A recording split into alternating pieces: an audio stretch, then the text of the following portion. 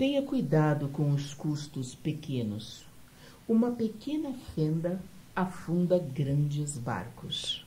Benjamin Franklin, escritor e cientista norte-americano.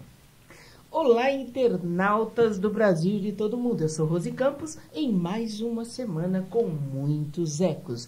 Os ecos da nossa comunicação, os ecos do nosso meio ambiente. Afinal, tudo que produz ecos em nosso meio, nós discutimos aqui na nossa rádio Mega Brasil Online e nas redes sociais. Em nossa bancada, contamos com a participação do jornalista e cartunista essa semana, mais uma semana, Paulo Araújo. Bom dia, Paulo. Bom dia, Rose. Paulo, hoje nós vamos falar sobre alguns assuntos que estão apontando que a economia circular pode ser uma solução para minimizar o impacto humano no meio ambiente. De uma coisa temos certeza: precisamos de mais educação financeira para entendermos os processos econômicos que nos trouxeram até aqui e as mudanças sociais impostas pela preservação ambiental ou em nome da sustentabilidade. Da educação financeira à compreensão sobre a economia criativa e circular, tudo começa com educação e muita criatividade.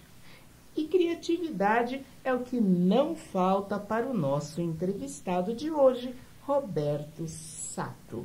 Bioquímico, também formado em marketing, foi de 1981 a 2015, gerente executivo de nutrição infantil da Nestlé do Brasil. E hoje se intitula Aprendiz Vitalício Júnior de Educação Financeira e possui como lema: seja a mudança. Longevidade com qualidade de vida. Bom dia, Sato. Bom dia. Primeiro, Rose Campos, agradeço o convite seu e do Paulo Araújo para a gente poder compartilhar alguma coisa que eu tenha tido de experiência durante esses alguns anos. E pelo jeito você, a gente pode falar de algumas caminhadas, sim, né? Porque você tem caminhadas aí. Não, eu tenho todo dia também. Algumas pegadas que nós vamos falar sobre elas um pouquinho para frente, sim, né? Sim. Senão as pessoas ficam curiosas, que são essas pegadas. e na área ambiental elas têm um porquê, inclusive, né? Mas, mediante as suas experiências, sim, tanto profissional quanto pessoal, e em vários países, inclusive, sim, que você já passou, por que se intitular, que foi o que nós falamos, sim, sim, um aprendiz vitalício? Sim. Você sabe, Rose e Paulo, que quando eu estava... Cada 7 anos eu tenho feito um balanço maior sobre mim mesmo, a cada 7 anos. Porque eu vejo que quando a gente nasce, é bebê, 7 anos já é uma criança, com 14 já adolescente, 21 está na fase já adolescente para jovem adulto e 28 vai indo. Quando cheguei a 49, eu pensei, falei, puxa, eu nunca pensei dos meus 49 anos, que 7 vezes 7, 49, passaram muito rápido. Aí eu pensei assim, se realmente eu tiver saúde, eu terei mais uns 49 anos pela frente, então eu teria que ter um projeto para mim, pós-50. Só que levei uns 2 anos para fazer esse projeto do pós-50. Então, quando cheguei a 51, eu montei esse projeto de que quando... Aí estabeleci data mais ou menos de saída, que seria 15/5/2015. Seriam 50 anos de trabalho, desde a infância até a aposentadoria na última empresa. Aí eu verifiquei que para você ter uma qualidade de vida pós-50, então teria que ter tido um preparo maior, principalmente físico, e para preservar a saúde. Então, eu comecei a colocar como objetivo caminhar 10 mil passos por dia. Então, eu comecei em dia 28 de fevereiro de 2009, a caminhar 10 mil passos por dia, para poder, ao longo, o meu objetivo era de 51 a 81, são 30 anos, então um objetivo de 30 anos para buscar a saúde. E se todo dia caminhar 30 anos, dá 2 voltas no mundo, são 100 milhões de passos. Aí eu pensei, então eu não posso me posicionar como se fosse um experiente da caminhada ou de qualquer outro projeto, e sim um aprendiz, que ia começar no dia 28 de fevereiro de 2009, uma nova caminhada, novo objetivo, que seria um objetivo para mim grande, né? 100 milhões de passos.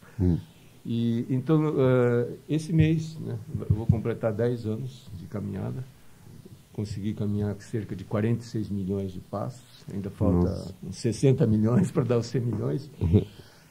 Aí estabeleci, quando eu aposentasse, o meu cartão mudaria e colocaria assim, aprendiz vitalício júnior. Por quê? Porque eu vi que a se posicionar como gerente, você vai crescendo da empresa, aquilo lá eu acho que é um pouco ilusório, né? Ser gerente executivo de uma grande empresa. É ilusório por quê? Porque eu vejo que, na verdade, você está jogando o seu conhecimento para fora. Então, quando você realmente se autoavalia, né, e você coloca uma responsabilidade para você, eu vi que o meu maior desafio seria aprender em cima do que já tinha de experiência. Aí é que entra a educação financeira, então? Sim. Eu já vinha com a educação financeira há muito tempo, mas especialmente quando comecei a caminhar, nas caminhadas comecei a refletir mais ainda sobre a educação financeira, de que pequenas coisas que eu fiz, né, no passado, desde adolescente, para mim, na educação financeira, valeu muito. Né? Só que eu nunca tinha pensado tanto quando você caminha pela rua. Como eu te comentei, Rosa, chegando aqui na Mega Brasil, nessa rua na frente, é como se fosse um pequeno paraíso, oásis. Um oásis. E eu vejo assim que estava ouvindo, assim, vinha caminhando, mas hoje eu percebo quando tem passarinho cantando, né? Quando tem o consulado da Bolívia, etc. Então, eu acho que a caminhada me propiciou...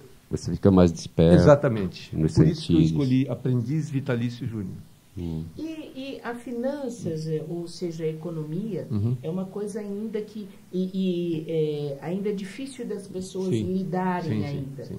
E a própria educação financeira, ela teve uma abertura maior nesses tempos, até pela questão mesmo do meio ambiente, pela sustentabilidade, nessa questão de se falar tanto da sustentabilidade, porque a economia é um dos tripés da sustentabilidade.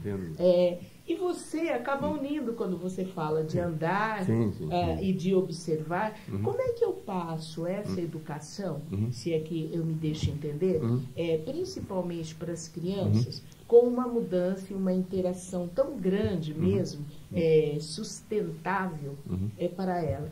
Nós temos hoje métodos diferentes de falar de educação financeira. E aproveitando, Rose, que você falou educação para as crianças, essa sua educação me parece que começou logo aos 7 anos de idade. Sim.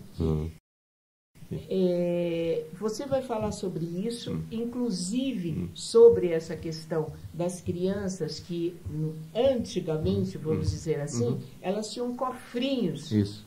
Hoje, eu não sei se tem cofrinhos ou se os cofrinhos, na verdade, o que estão guardando, ou se eles são muito mais tecnológicos, enfim. Mas se essas crianças, na verdade, estão aprendendo mesmo o que é economia. Afinal de contas, o que é essa educação financeira? O Roberto Sato irá responder depois dos nossos comerciais. Nós vamos dar uma paradinha, não sai daí, porque nós voltamos já com os nossos Ecos do Meio. Até já!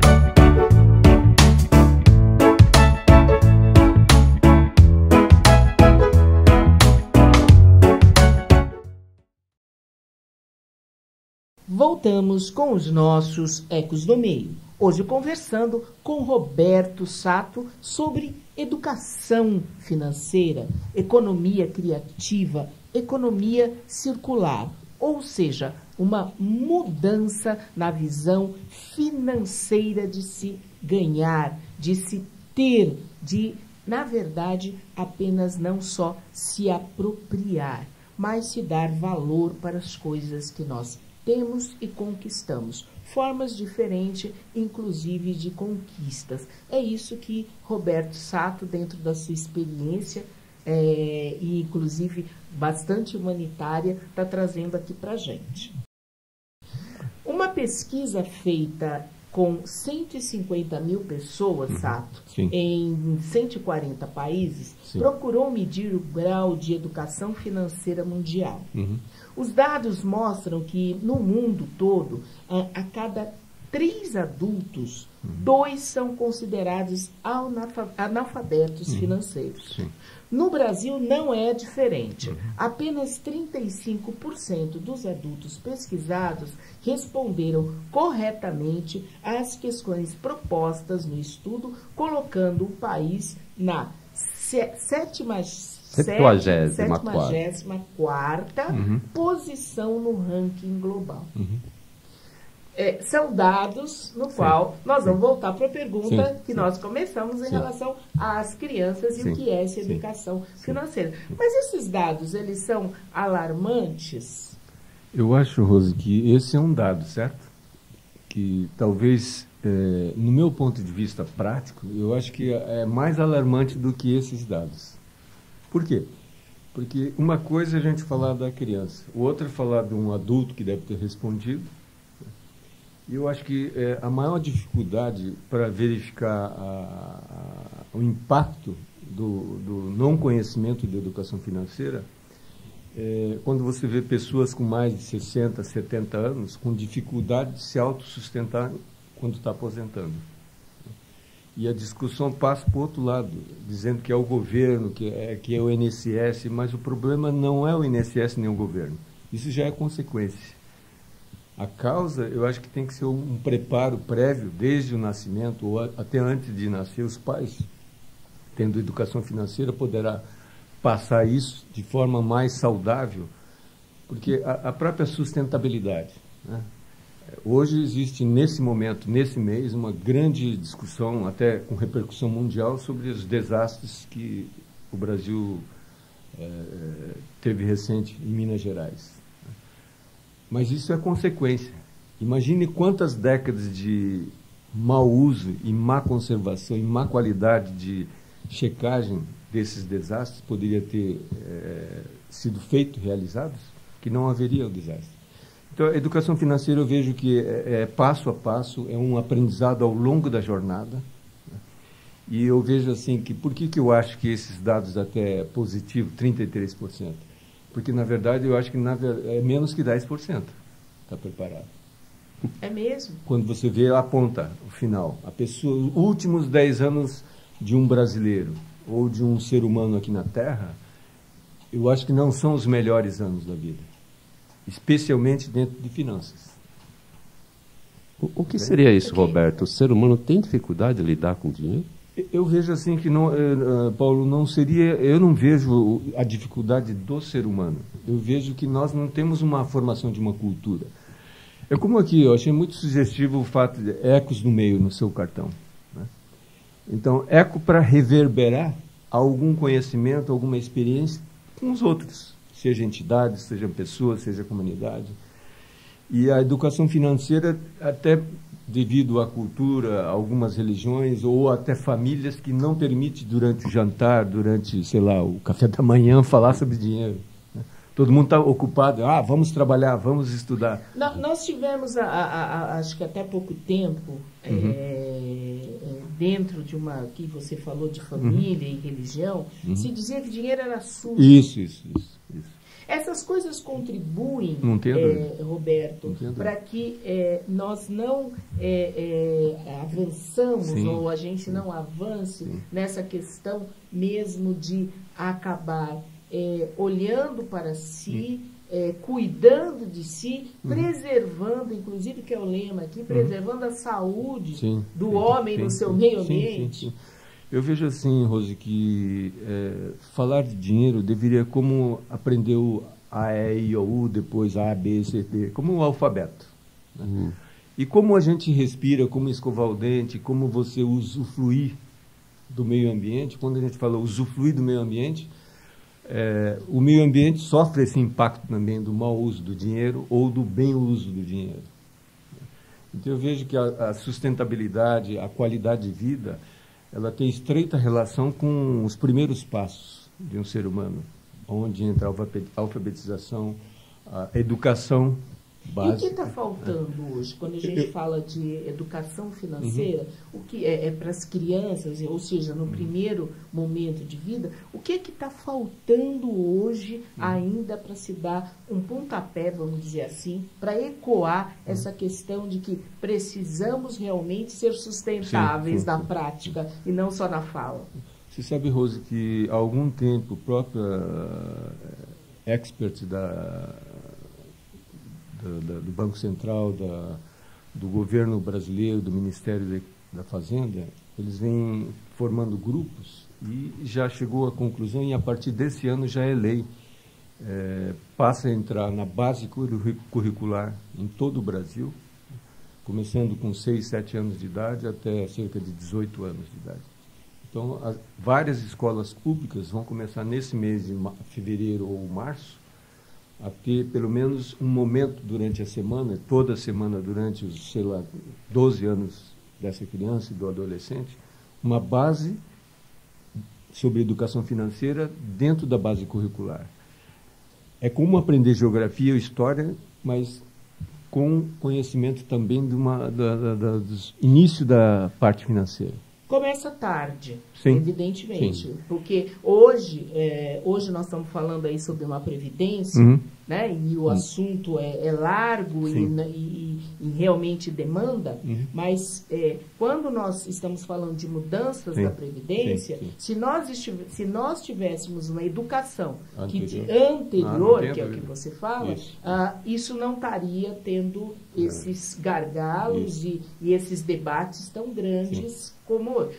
Não é isso? Não, Rose, você tem toda razão, porque foi no ano passado, em novembro, participei de um debate falando sobre, o título era assim, em vez de falar de aposentadoria ou qualidade da aposentadoria, então nós sugerimos falar de longevidade com qualidade de vida, não aposentadoria com qualidade de vida.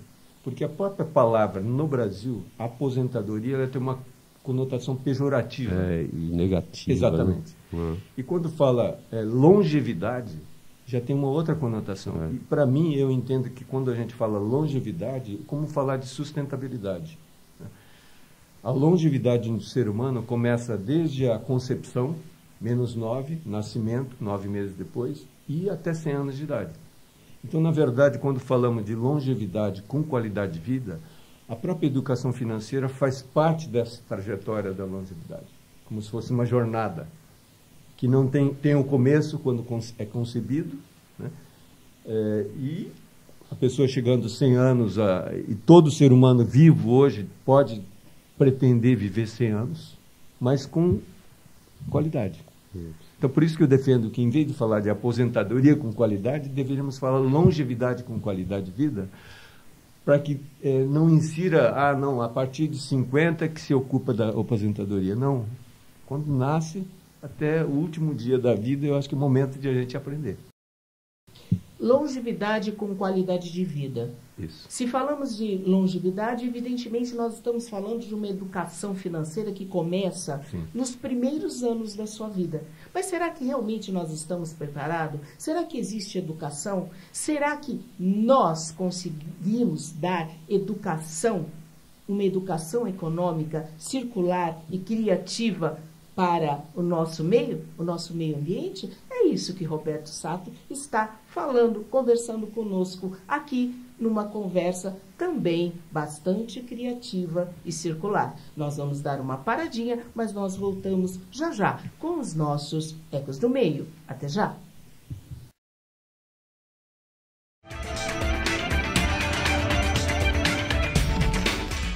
Você está ouvindo o programa Ecos do Meio, com a jornalista Rose Campos.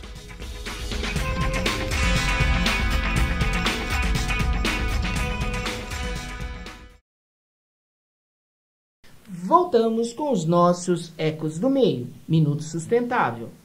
De acordo com a Organização para a Cooperação e Desenvolvimento Econômico, a educação financeira é o processo mediante o qual os indivíduos e as sociedades melhoram a sua compreensão em relação aos conceitos e produtos financeiros, de maneira que, com a informação, formação e orientação, possam desenvolver os valores e as competências necessárias para se tornarem mais conscientes das oportunidades e riscos neles envolvidos e então poderem fazer escolhas bem informadas.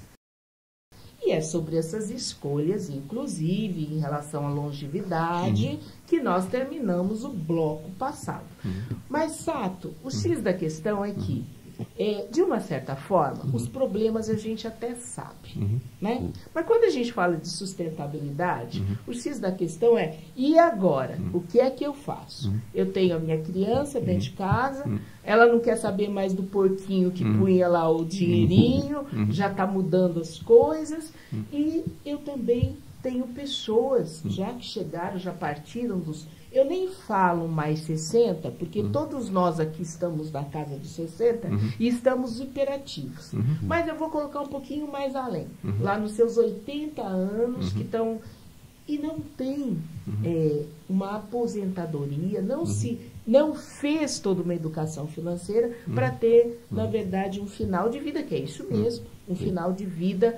ou uma longevidade, né, como a gente coloca, que não sabe até onde, mais tranquila.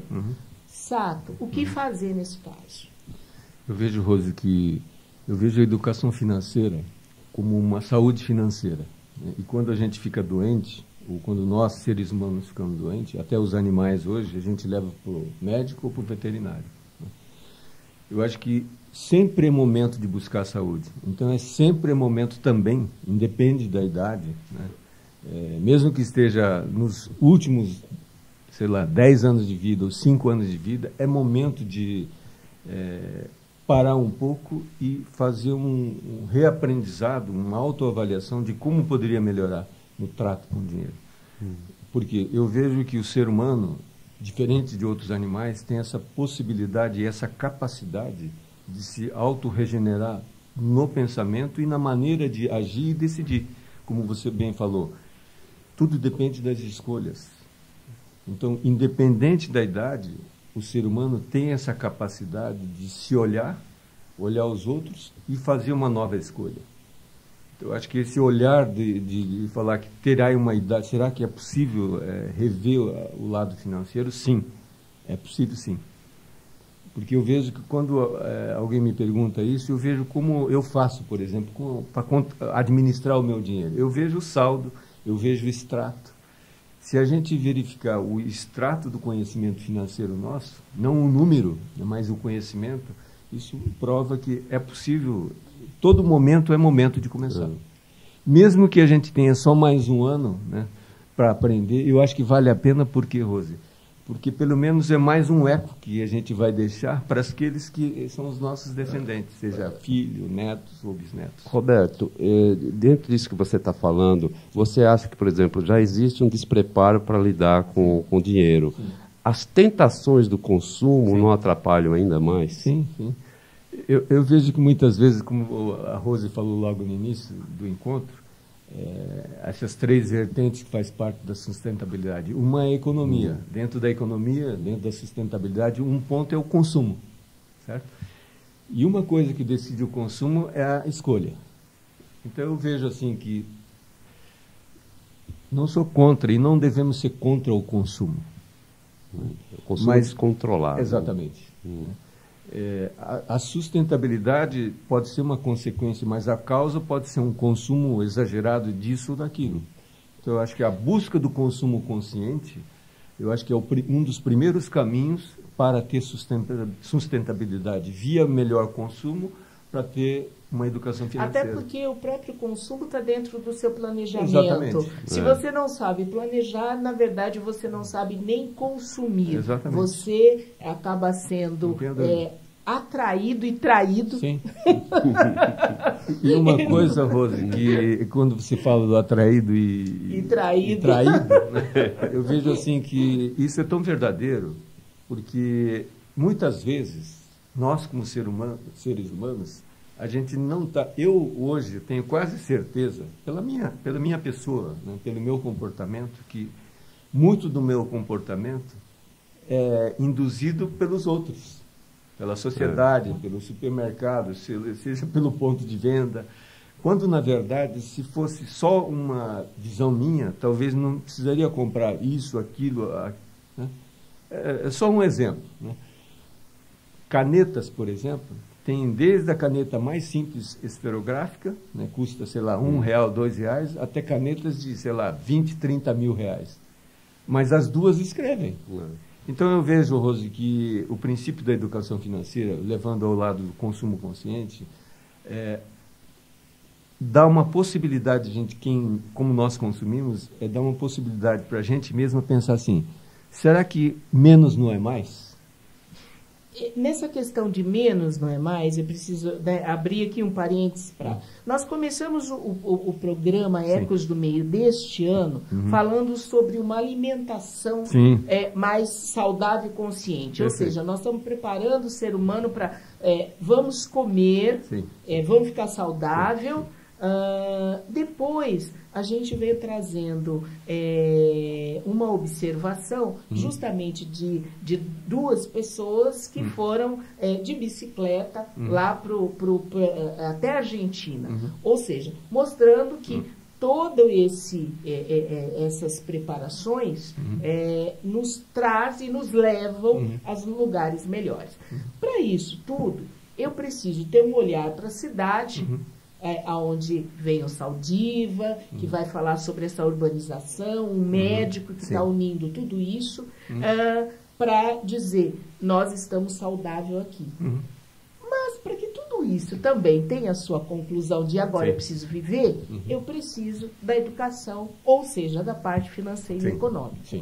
Aí eu te pergunto, começou o ano, o que fazer agora eu vou mudar a minha vida, vou começar a ter realmente uma visão mais econômica ou mais ter um planejamento financeiro no começo do ano. O que fazer e o que mudar, Sato, para se ter realmente um desenvolvimento financeiro pessoal, familiar e até dentro de um ambiente de trabalho mesmo. Porque será que as empresas estão trabalhando junto com os seus essa questão realmente financeira? Ou será que só pagar o funcionário já basta nesse sentido de contribuir? Rose, essas duas colocações que você fez é extremamente pertinente. E eu acho que só 1% da população, mesmo os empresários, estão cientes dessa importância. O primeiro que você perguntou foi sobre como começar o ano. Eu acho que, por acaso, a gente está em fevereiro, início do ano. Mas eu vejo assim que todo dia, todo mês, toda semana é dia de a gente pensar. E eu acho que pensar de que maneira? Eu acho que nós temos que pensar de forma muito simples. Porque um projeto simples é possível de ser implementado já. Se a gente falar assim, não, só eu vou começar a economizar quando tiver emprego. Não. Tendo emprego, não tendo emprego, ou seja, o que ele faz, tem que partir para, tendo R$10, eu vou gastar 8, vou guardar 2. Mas é R$2. R$2 é 20%, é muito. Ou seja, eu começo já. Já. Começar já é o princípio de qualquer mudança. E por isso que nós estamos falando sobre um dos tripés da sustentabilidade para melhorar o nosso meio ambiente. Roberto Sato está falando sobre educação financeira, uma educação que circula, que ele vai falar já no próximo bloco, porque nós vamos dar uma paradinha para os nossos comerciais. Mas voltamos já com os nossos Ecos do Meio. Até já!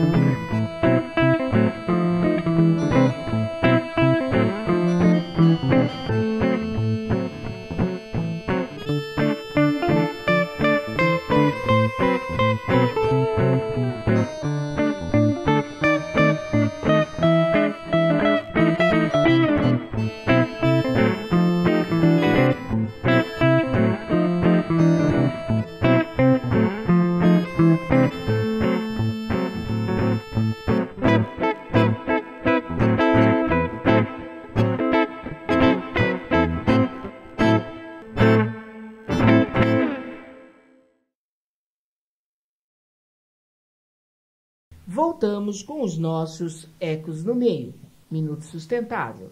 A economia criativa é composta por empresas que dependem da criatividade individual para gerar emprego e riqueza.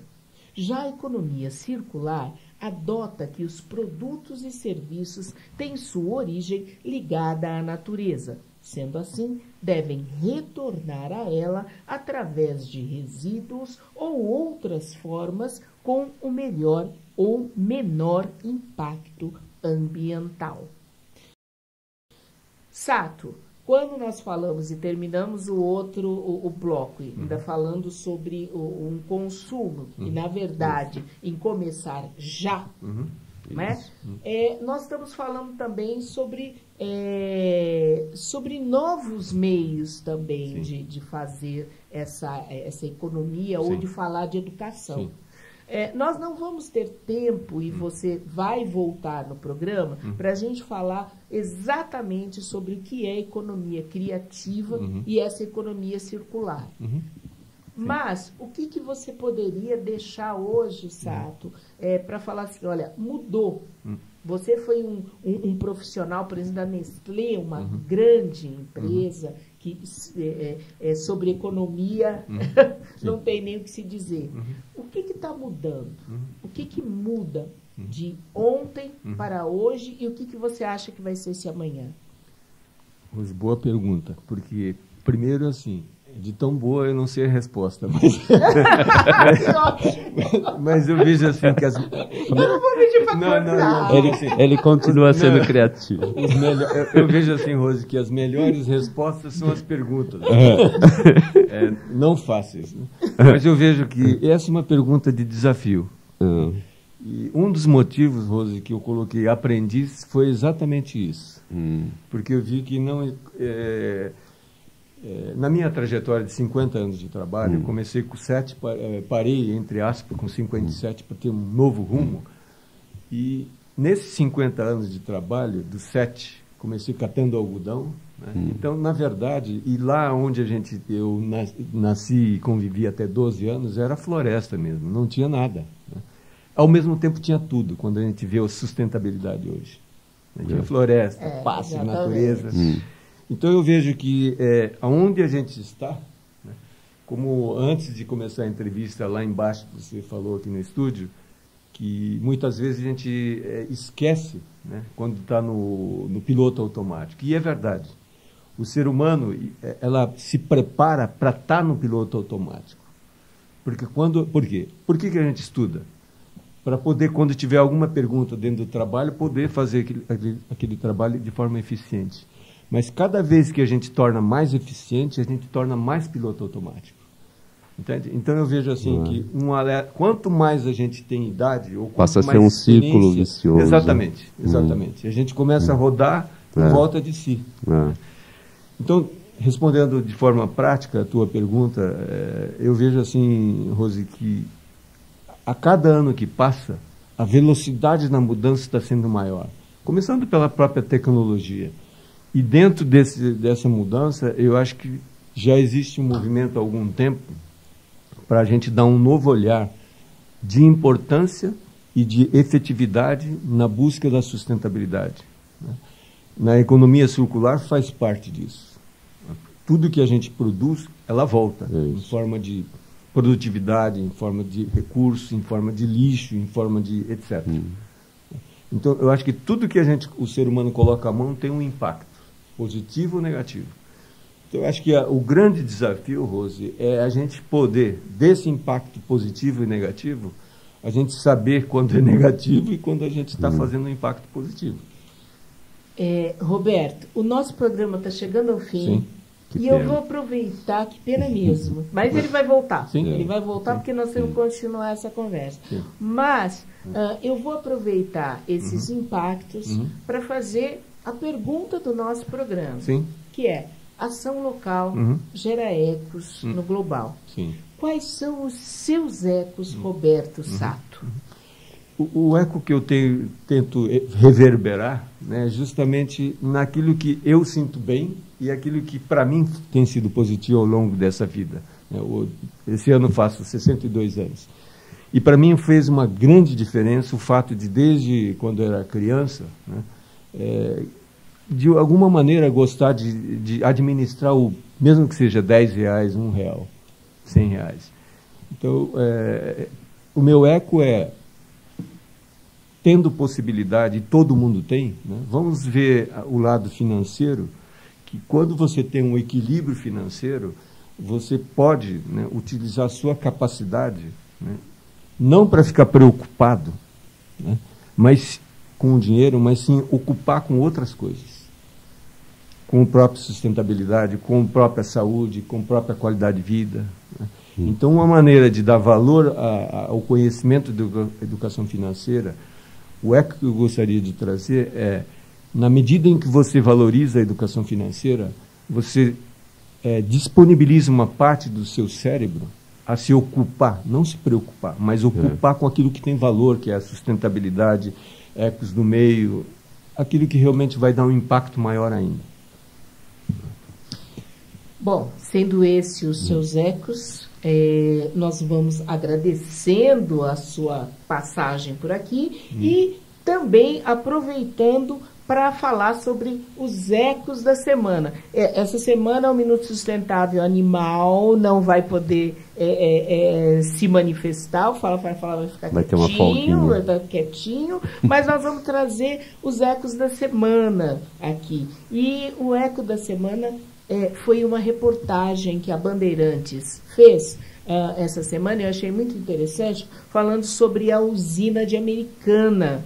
E a cidade americana, hoje com 230 mil habitantes, tem uma represa ali, né,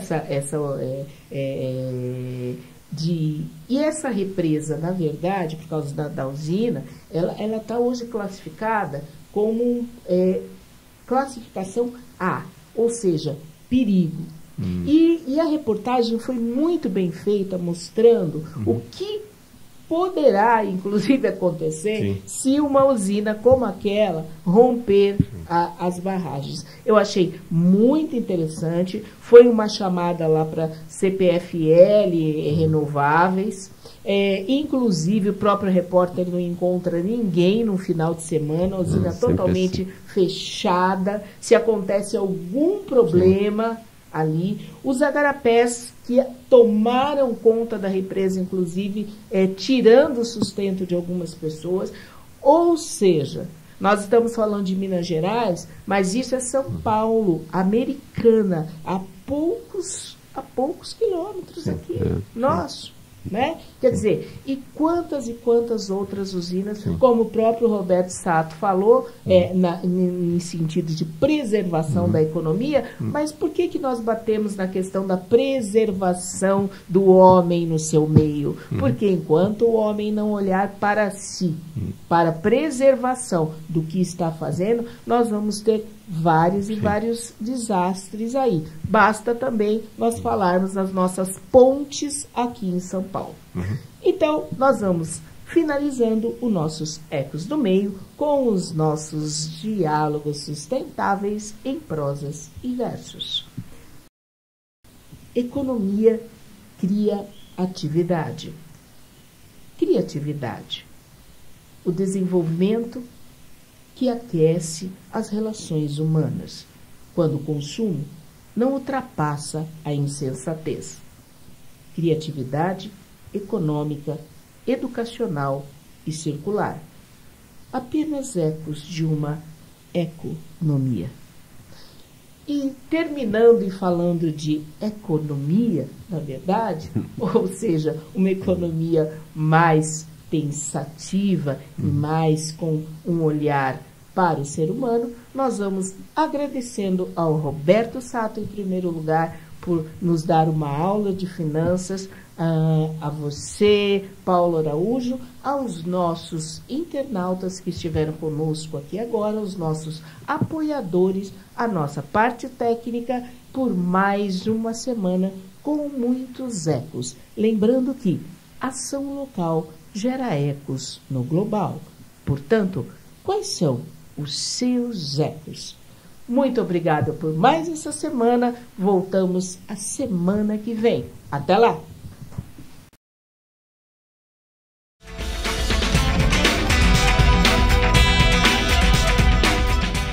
Termina aqui Ecos do Meio, um programa feito para suscitar discussões, educar e orientar práticas voltadas à preservação e saúde do homem no seu meio ambiente. Apresentação da jornalista Rose Campos. O programa Ecos do Meio é apresentado às segundas às 10 horas, com reapresentações às terças às 9 da noite e às quartas às 2 da tarde, aqui na sua Rádio Mega Brasil Online, um canal a serviço da comunicação.